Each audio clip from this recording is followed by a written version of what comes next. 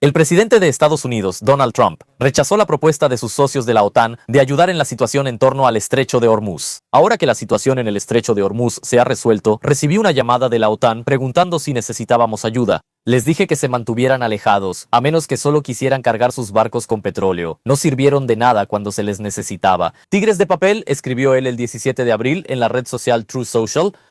Esta no es la primera vez que el presidente estadounidense critica a la alianza. A principios de abril, Trump declaró que está considerando seriamente poner fin a la membresía de su país en la OTAN, ya que los aliados de Washington se negaron a apoyar a Estados Unidos e Israel en su guerra contra Irán. Y el secretario de Estado, Marco Rubio, también informó en ese momento que Washington revisará sus relaciones con la alianza después de la guerra. En este contexto, según informó el Wall Street Journal, los países europeos junto con Canadá están discutiendo la creación de una OTAN europea. Además, bajo el liderazgo de Alemania, comenzaron a desarrollar un plan de defensa de Europa sin Estados Unidos. Las publicaciones coincidieron en el tiempo con la gira europea del presidente de Ucrania, Volodymyr Zelensky, quien esta semana visitó Alemania, Italia, Noruega y los Países Bajos. Hablemos ahora mismo sobre el futuro de la OTAN con nuestro primer invitado. Enlazamos con el periodista y analista internacional Alexei Pichi. Alexei, buenas tardes. Primera pregunta. ¿Qué tan justificadas son en realidad los reproches de Trump a sus socios, a sus aliados europeos? Porque en respuesta, los países europeos pueden presentar dos contraargumentos. En primer lugar, pueden decir que nosotros estamos involucrados en la guerra en Ucrania, porque Estados Unidos ahora no está brindando ninguna ayuda. Y en segundo lugar, pueden decir que ni siquiera nos informaron sobre la operación que se estaba preparando en Irán. ¿Por qué tendríamos que ayudar entonces? Saben, ya he comentado mucho sobre esta situación, pero en este contexto, especialmente considerando la última declaración de Donald Trump, yo vería esta historia desde un punto de vista de la estrategia política, porque muy a menudo todas las críticas de Donald Trump hacia los socios de la OTAN, en mi opinión, están dirigidas más bien al público interno, a ese mismo movimiento MAGA que empezó a criticar fuertemente a Donald Trump, quien de hecho prometió aislacionismo, prometió enfocarse exclusivamente en los problemas internos de Estados Unidos y no en guerras alrededor del mundo. Por lo tanto, ahora Donald Trump está tratando de mostrarle al electorado que, miren, realmente no quiero gastar enormes sumas de dinero para proteger a Europa. Por otro lado, Donald Trump entiende perfectamente qué procesos están ocurriendo en Europa. Y realmente vemos un proceso paralelo cuando el Reino Unido, Alemania y Francia, bueno, en esencia son el motor y forman su propia coalición, que de una u otra manera, de todos modos, participará en operaciones para garantizar la seguridad en el estrecho de Hormuz, pero después de que termine la guerra. Es decir, es evidente que los países europeos no planean entrar en la guerra en sí, pero después de la guerra, de todos modos, se verán obligados a involucrarse en ella. Precisamente en la cuestión de garantizar la seguridad. Y entonces el presidente estadounidense puede decir, ven, yo les dije que tarde o temprano iban a involucrarse de todos modos. Al final, igual se involucraron. Como diciendo, mi presión de alguna manera dio resultado. Por otro lado, si hablamos en términos puramente legales, en el Tratado del Atlántico Norte hay dos artículos clave de los que todos hablan. Son el artículo 4 y el artículo 5. Y el artículo 4, por ejemplo, Donald Trump podría haberlo utilizado cualquier día durante todo este mes y medio de guerra en Medio Oriente, pero no lo hizo. Si recuerdan, cuando empezaron a volar drones desconocidos, entre comillas, sobre Polonia, Polonia justamente activó el artículo 4 del Tratado del Atlántico Norte, que trata sobre consultas, es decir, todavía no obligan a nadie a nada. Pero es un paso adecuado cuando hay que sentarse con los aliados y consultar qué hacer. ¿Y con qué podía contar Polonia en esta situación? Lo mismo pudo haber hecho Donald Trump, pero él no solicitó ninguna consulta. Ya ni hablemos del artículo 5, donde supuestamente todos debían intervenir y junto con Donald Trump ir a pelear contra Irán. Es decir, legalmente, oficialmente, Donald Trump no pidió ayuda a la Alianza del Atlántico Norte en absoluto. Y lo que él declara públicamente como presidente de Estados Unidos no tiene mucho peso legal, especialmente en el contexto de la consulta con la Alianza del Atlántico Norte. Por eso, todo lo que sucede públicamente, yo, ya sabe, lo tomaría con mucha cautela. Especialmente lo que dice el presidente estadounidense, porque muy a menudo sus declaraciones difieren mucho de lo que realmente sucede. Y en realidad, seamos francos y honestos, los países europeos están involucrados en una guerra contra Irán porque en los países europeos hay bases militares que los soldados estadounidenses utilizan activamente.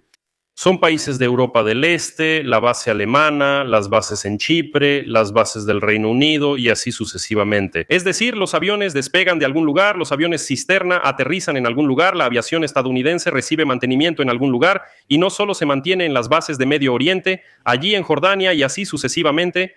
Y toda esa aviación recibe mantenimiento en las bases europeas. Por eso cuando Trump dice que no ayudan, eso es mentira, es una falsedad. Además, el Reino Unido y Alemania realizan consultas con los países del Golfo Pérsico. Es decir, es evidente, y aquí termino mi idea diciendo que es obvio que los países europeos, después de que termine la guerra, participarán en garantizar la seguridad del Estrecho de Hormuz. Por eso considero que todas las declaraciones de Trump son absolutamente infundadas. Pero aún así, analicemos a quién están dirigidas. ¿Están dirigidas a los europeos? No lo creo. Más bien es un trabajo dirigido exclusivamente al electorado interno. Es un comentario justo sobre las declaraciones de Trump. Ya hemos aprendido en este año y poco más que no debemos tomarlas literalmente. Pero por eso, en este sentido me parece que son mucho más importantes las declaraciones a las que deberíamos prestar atención del secretario de Estado, Marco Rubio, sobre la revisión de las relaciones después de la guerra. La revisión de las relaciones ocurrirá de cualquier manera. Volvamos, qué bueno que mencionaste a Marco Rubio, yo siempre me acuerdo de eso. Incluso durante la campaña electoral de Donald Trump en 2024, Marco Rubio fue el primero en declarar oficialmente que Estados Unidos va a cambiar por completo su estrategia de defensa. Y eso no es ninguna novedad. Y también quisiera llamar la atención sobre la reciente declaración de Elbridge Colby. Él es el subsecretario de Defensa de los Estados Unidos para Asuntos Políticos. Es una figura bastante controvertida. En Ucrania no lo quieren mucho porque es la persona que de hecho impulsó a Pete Hegseth, por ejemplo, a principios del año pasado, a limitar el intercambio de inteligencia con Ucrania, si lo recuerdan. Lo mismo volvió a suceder en agosto. Entonces, Elbridge Colby habló mucho recientemente en la reunión del formato Ramstein sobre el llamado OTAN 3.0, si han escuchado. Es una estrategia que los estadounidenses bajo la administración de Trump están promoviendo muy activamente. Y Marco Rubio fue el primero en hablar de ella incluso durante la campaña electoral. Y esta estrategia consiste en que los estadounidenses, digamos, después de la Guerra Fría, entienden perfectamente que el principal teatro de operaciones en términos de geopolítica ahora no está en Europa. Bueno, desde su punto de vista, vamos a ver la situación desde el punto de vista de los intereses estadounidenses. Es decir, desde su perspectiva, el principal teatro de operaciones no está en Europa. Está más bien en Asia, donde hay una confrontación con China. En consecuencia, están tratando de trasladar todos sus esfuerzos hacia Asia, pero al mismo tiempo tampoco pueden dejar a Europa sola con el problema que se llama Rusia. En consecuencia, la idea es que Europa asuma la defensa del continente en términos de una guerra convencional, es decir, que se haga cargo del armamento principal. Y precisamente de esto hablaba Elbridge Colby. Aquí está la cuestión, es decir, cuando escuchamos estas declaraciones de que Europa debe defenderse por sí misma de boca de Donald Trump, Marco Rubio y otros, todos pensamos que los estadounidenses están señalando de esta manera que ya lo dejan todo y se van. No, no se van.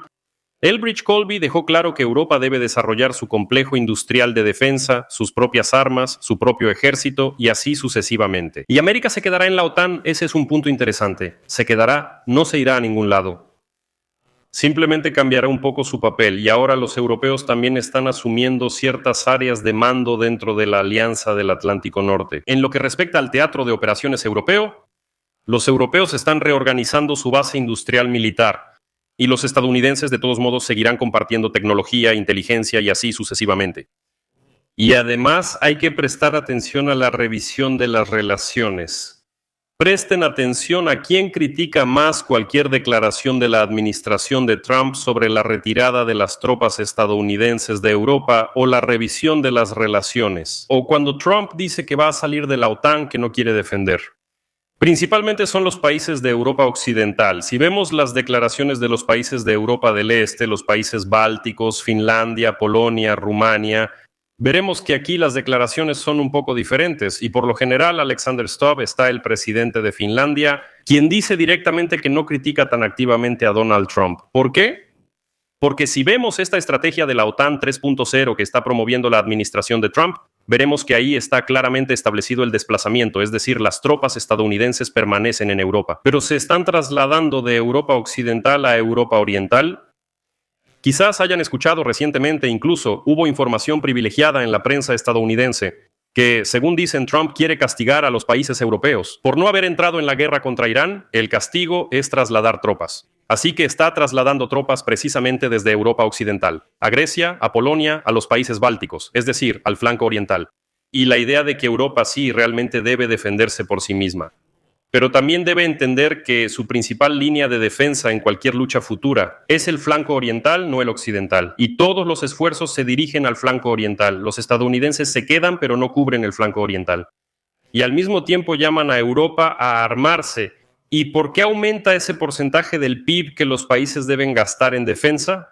Precisamente para que estos países por sí mismos puedan expandir su complejo industrial de defensa. Y al final, después de algún tiempo, puedan abastecerse completamente de armamento por sí mismos. En este contexto, Ucrania ahora también está actuando como motor en ese sentido. Simplemente cuando Zelensky va y firma todos esos acuerdos de defensa con los europeos, así es. Y cuando, por ejemplo, allá algunos, como Keith Kellogg, lo decían, funcionarios estadounidenses hablan de que hay que formar una nueva alianza.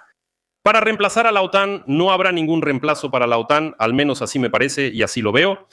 Simplemente habrá una verdadera reformulación de la Alianza del Atlántico Norte. Los estadounidenses simplemente cambiarán su enfoque hacia Asia. Pero eso no significa en absoluto que se vayan de Europa.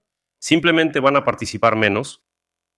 Alexei, última pregunta. ¿Y cómo ve usted las perspectivas de un reordenamiento de la propia Europa en este sentido? Un reordenamiento en materia de defensa. Cuando, de nuevo, vemos que ante la propuesta del comisario europeo de defensa, el representante de Europa del Este, Andrius Kubilius, sobre la necesidad de un ejército europeo unificado de 100.000 personas. En respuesta, escuchamos cierto escepticismo, principalmente de los países de Europa Occidental. ¿De dónde vamos a sacar esos 100.000? 450 millones de habitantes en la Unión Europea, y ellos preguntan, ¿de dónde vamos a sacar 100.000 para el ejército? Debemos ser honestos. Europa, la vieja Europa, siempre ha sido lenta, siempre ha sido indecisa. Me parece que es por una razón sencilla, porque después de la Segunda Guerra Mundial, incluso antes de la creación de la Alianza del Atlántico Norte, los estadounidenses dejaron claro que ellos los protegerían. No permitiremos que Alemania, después de la Segunda Guerra Mundial, levante la cabeza y vuelva a iniciar una guerra en Europa. Ustedes desarrollen su economía, su bienestar y todo lo demás. Europa ya está completamente acostumbrada a esto y también hay que tenerlo en cuenta. Cuando los estadounidenses critican a los europeos por no desarrollarse tan rápido. Bueno, los propios estadounidenses, digamos, los acostumbraron a esto, entre comillas.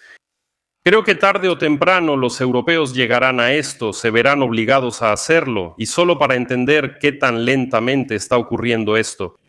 Siempre recuerdo la declaración de Emmanuel Macron. Si no me equivoco, eso fue en 2017 o 2018, cuando él proclamaba a los cuatro vientos que se necesitaba una autonomía estratégica. Europa no debe depender ni de Estados Unidos ni de China, hay que construir un ejército europeo y así sucesivamente. Es decir, Macron decía esto hace casi 10 años y apenas ahora empezaron finalmente a discutirlo a nivel de la Unión Europea, pero por otro lado hay que reconocerlo.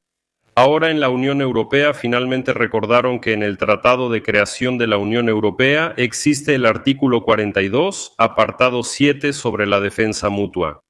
Y ahí están establecidos exactamente los mismos mecanismos. Si algún país de la Unión Europea es atacado, todos los demás países de la Unión Europea deben defender a ese país.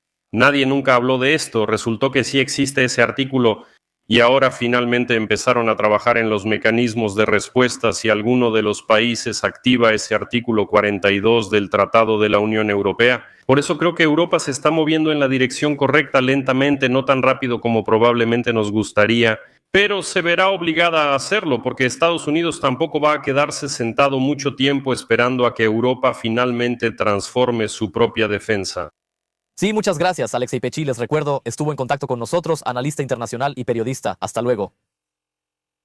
Y si quieren apoyar el trabajo de este canal de YouTube, se los agradeceré mucho. Esto lo pueden hacer mediante donaciones, patrocinio en YouTube o una suscripción de pago, por ejemplo, en la plataforma Patreon. Todos los enlaces y datos de pago están en la descripción de este video. Eso es todo. Cuídense. Adiós a todos. Continuará.